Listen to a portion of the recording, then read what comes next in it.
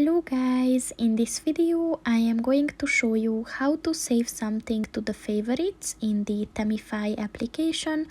But first I just want to mention, don't forget to subscribe to my channel, because at 10,000 subscribers I am going to show you my whole YouTube revenue statistics and growth strategy, as well as how to make money online.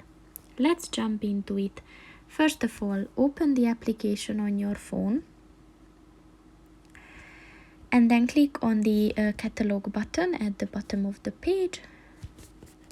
Now you can just browse through all these categories, so you can search for wallpapers, widgets or icons.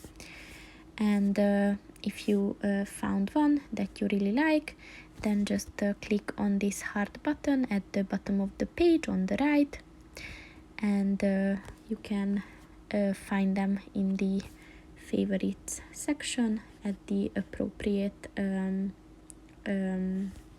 category.